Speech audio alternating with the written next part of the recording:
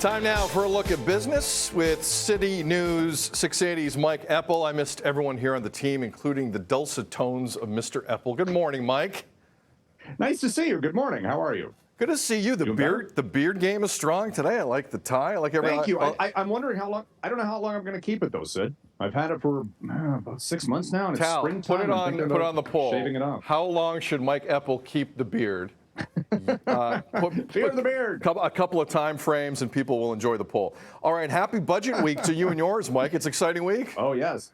Yeah. Heading up to Ottawa later today, because the federal budget lockup happens tomorrow. And unlike the province, the feds aren't doing the virtual budget, Sid, so we all have to traipse up to Ottawa for this thing tomorrow. So you're actually physically going up there for this? Yes. Yes, I am. The excitement in your voice right now is incredible. A 4-hour drive awaits. But in all seriousness, no. Look, in terms of the inflationary period we're in, I don't need to tell you how important this is for everyday Canadians. But Mike, considering the spending that's already gone on here, is this going to be a low-level headline event, in your opinion? I have a feeling that the Trudeau government does not want it to be the typical release the budget and then 2 days later no one's talking about it, because of all of the other headlines that have beset this government. I hear you. Whether it's the allegations of Chinese interference or what have you in the elections and all these other negative things that they'd like to probably change the tone, certainly on all of that.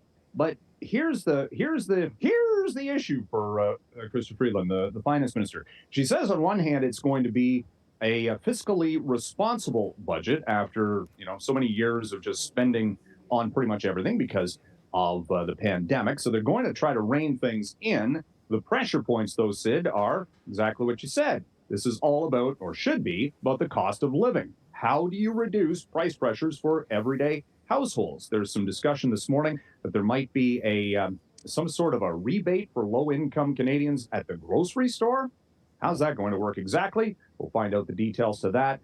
Some clean tech manufacturing tax credits. A lot of pressure on the government to match, to some extent, what the Biden administration did last year with its inflation and infrastructure and environmental spending. And it spent something like $400 billion in their budget on that. So the Fed's got to match that to some extent on a percentage basis, and then defense spending's got to go on the increase. Had to figure that was the big discussion between Biden and Trudeau last week.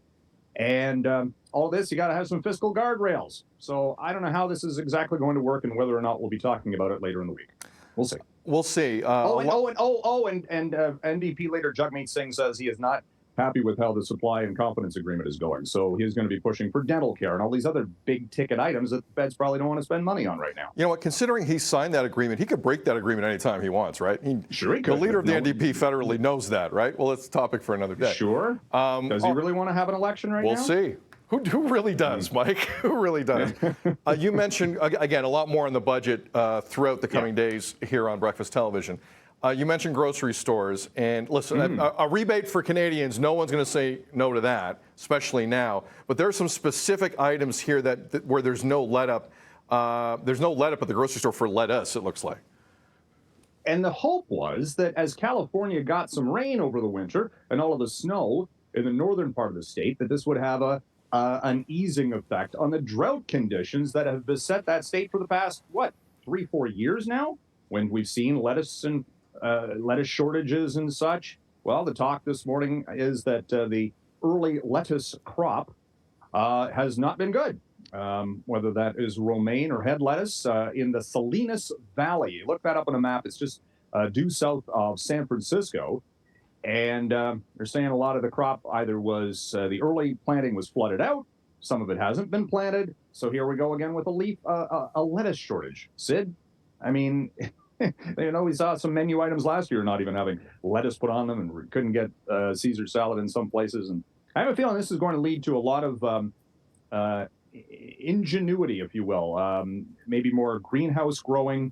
Vertical farming's a thing now, where they're going up as opposed to out. Takes up a lot less space.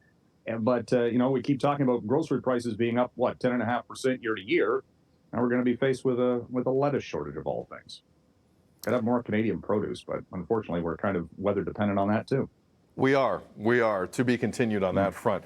Unfortunately, time not our friend. Mike, safe travels to our nation's capital for what should be the most exciting budget of this year.